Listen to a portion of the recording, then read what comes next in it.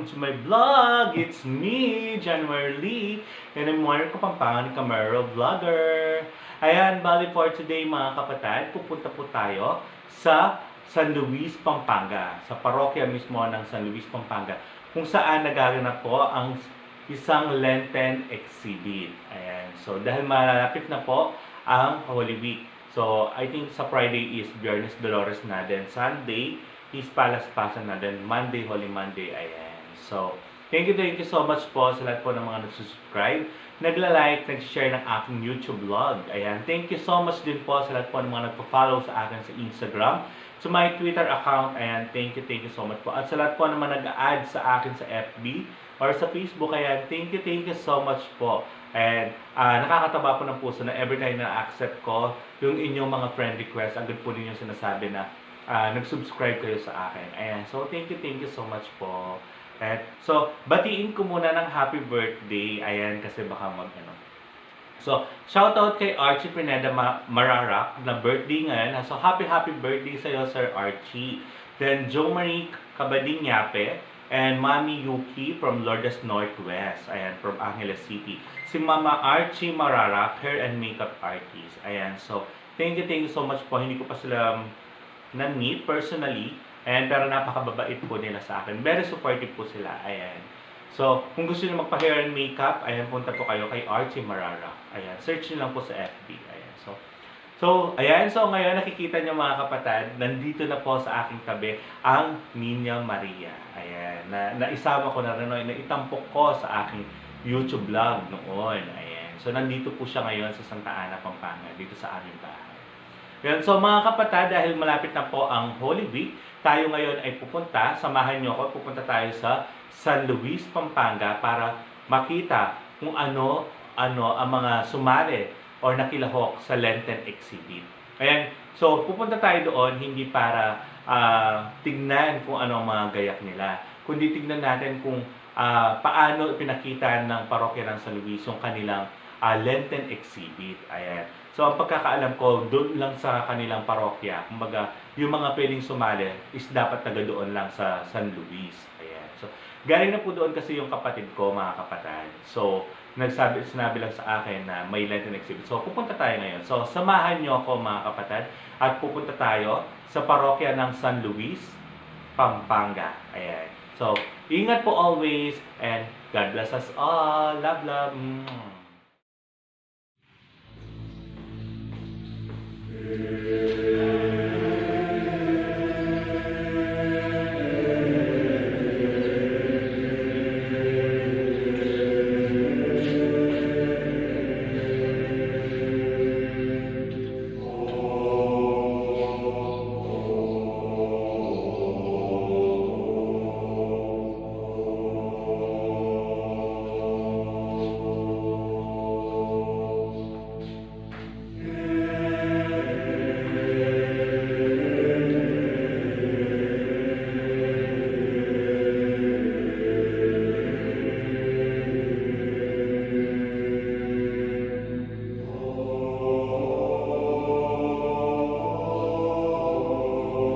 Ayan, bali ito po yung pinaka-Lenten exhibit ng parokya ng San Luis, Pampanga.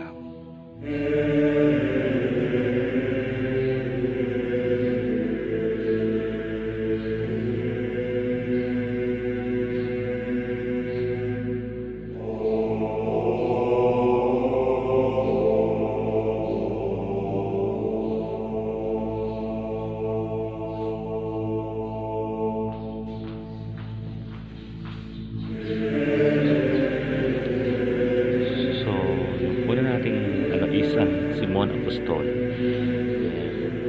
Ito ay nasa pangangalaga ni Romel Katakutan. So, San Simon Apostol.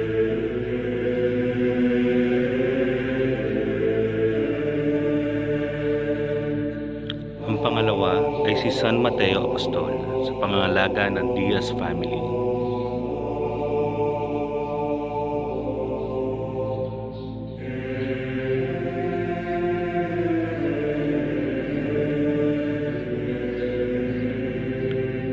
Pangatlo ay si Apostol Santiago el Mayor.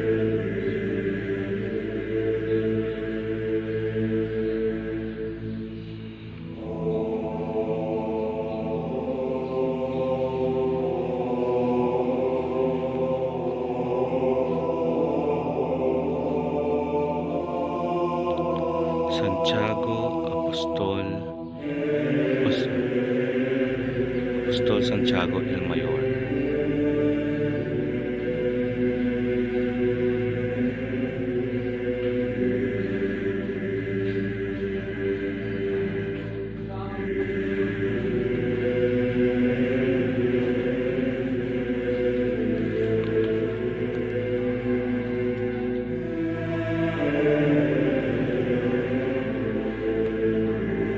Santiago el Menor.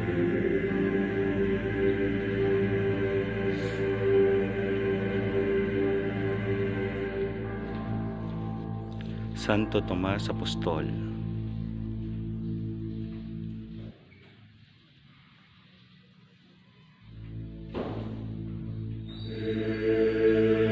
San Felipe Apostol.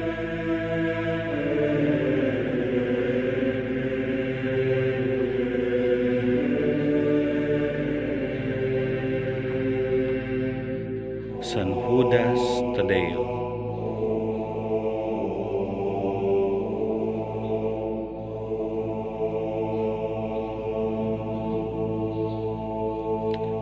San Pedro Apostol.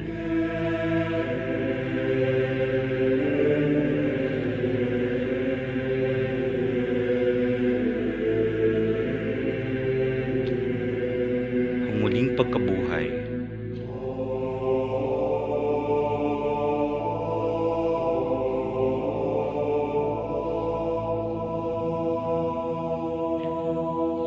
La Pieta.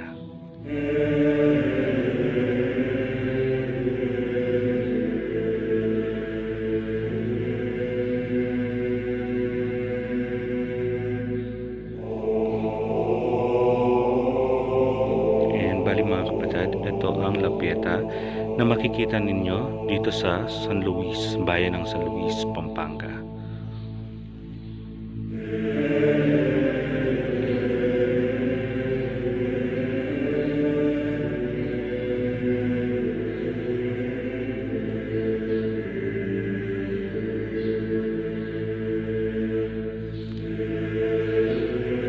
Maria Magdalena.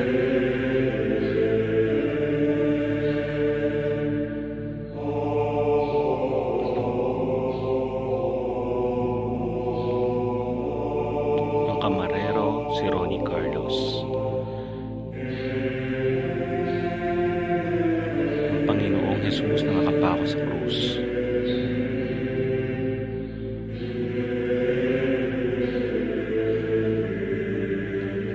Si San Juan Evangelista.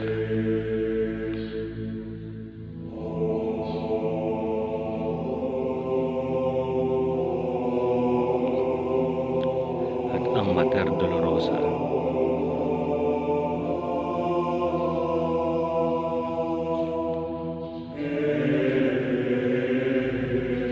Simon Sireneo. Ito ay nasa pangangalaga ni Emil Lulu.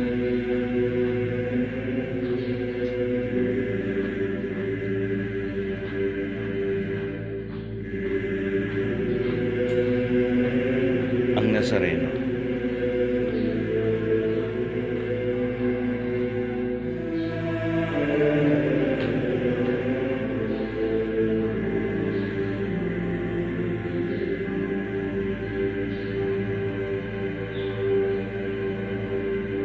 Santa Veronica.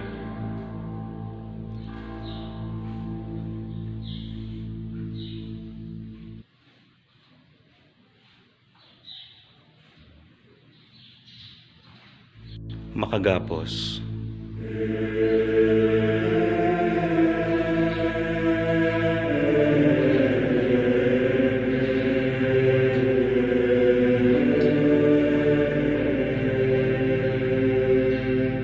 Posadas.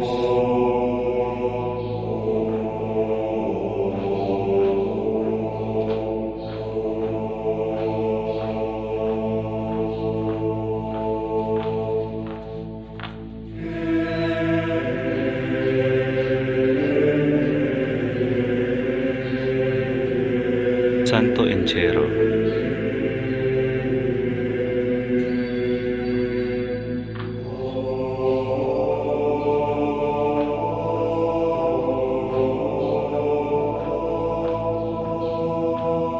pagdakip sa ating Panginoong Hesukristo.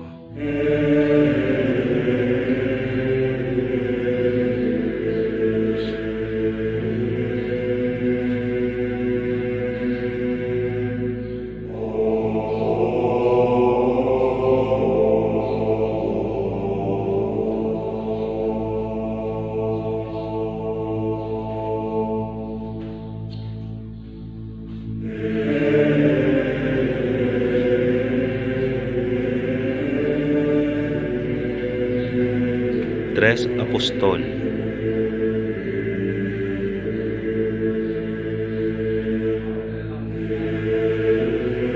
Apong San Andres.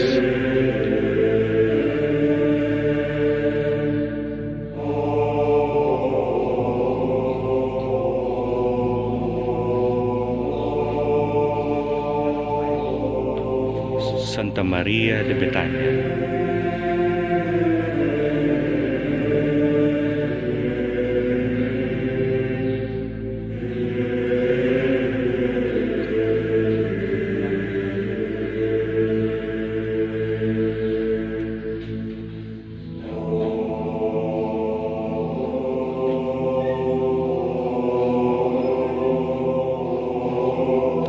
Santa Marta.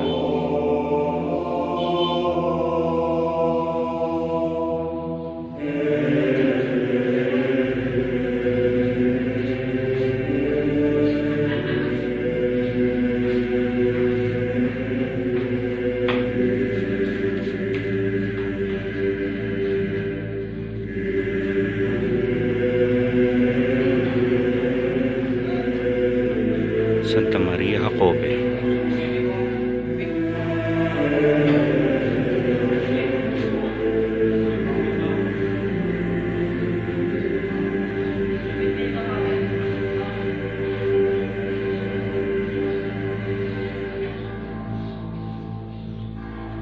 Santa Maria Salome.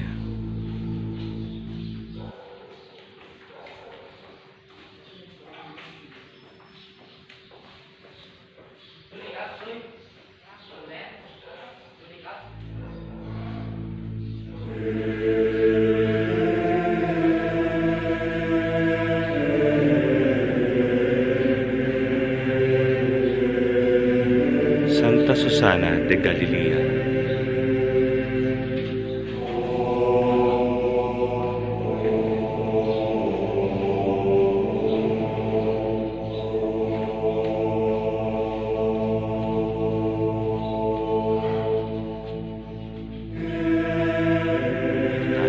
Sa kabilang part ng kanilang exhibit na kung saan makikita natin ang kanilang patron na si Apong San Luis. Ang banal na krus at Apong Santa Lucia. And so bali nandito yung kanilang mga per barangay. Santo Rosario.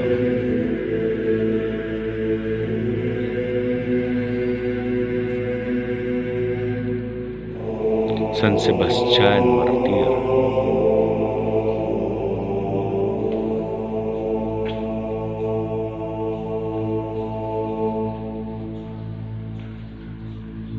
Santo Tomas de Villanueva.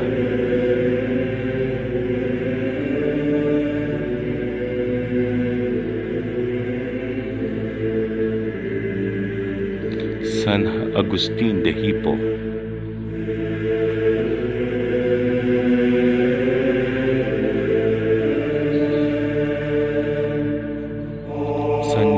Gonzaga, ang patron ng San Luis, Pampanga.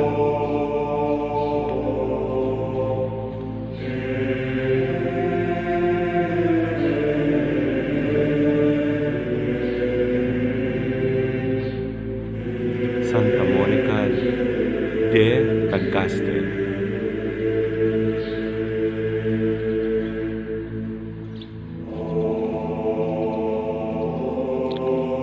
Sumunod naman ay si San Juan Bautista.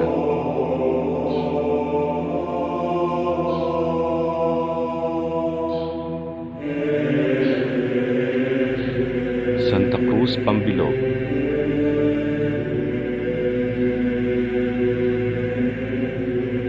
Santa Catalina de Alejandrina,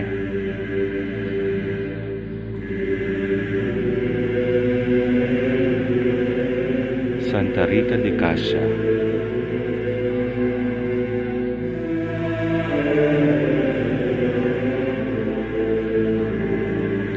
San Nicolas de Bari,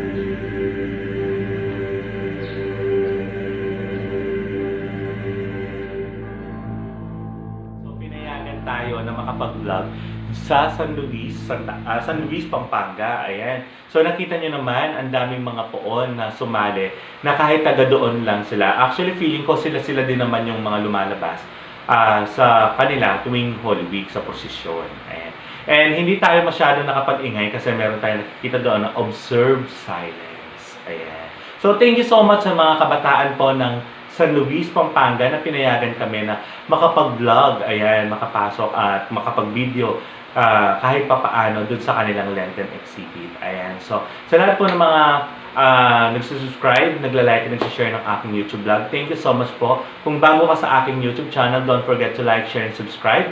Then follow me to my Instagram, to my Twitter account. It's Jessie Samson, JHESSIE-SAMSON. Then add me to my Facebook account, it's January. Ayan. So, ingat po always guys. At ngayon, mga kapatid, malapit na ang Holy Week. Sabi ko nga, tayo po ay magnilay-nilay at magdasal at humingi ng mga kapatawaran sa lahat po ng ating mga nagawang pagkakamali o mga kasalanan. Ayan. Ito yung time, dapat kahit hindi Holy Week, kailangan kasi talagang tawag dito, yung humihingi tayo ng mga kapatawaran. Ayan. So, tao lang naman tayo mga kapatid, nakakagawa rin ng mga kasalanan. Ayan. At kailangan ito ay ating hingi ng kapatawaran. Tayo rin dapat ay mas magdasal, lalong-lalo na ngayon dumadami pa po ang mga natatamaan o nagiging infected ng COVID-19 virus. Ayan. At ngayon po, kailan lang nabalitaan ko rin na yung about sa Mount Pinatubo. Ayan. So, na parang nag-level 1 nung nakaraan. Ayan. So, magdasal tayo lalong-lalo na po sa ating Indu na si Apong Birhen de los Remedios, Induning Kapaldanan, Tularing Kapampangan. Na sana tayo dito sa Pampanga at saka sa buong panig ng Pilipinas, lalong-lalo na kung maapektuhan sila ng pagsabog man. Ayan, tayo laging magdasal para tayo ay mailigtas sa anumang sakuna at anumang sakit. Ayan, so, comment down below kung gusto mo itong aking YouTube vlog or content for today. Then comment down below kung ano pa po ang mga gusto ninyong ipa-vlog sa akin. Ayan, so thank you so much po from the bottom of my heart. Thank you so much po mga kapatid sa pagsuporta sa akin. At thank you so much po sa lahat po ng mga mga positive reviews and comments na aking nababasa. And sobrang nakakataba po ng puso. I feel so overwhelmed, parang ganon. And so, thank you so much po. Ingat po always and God bless us all.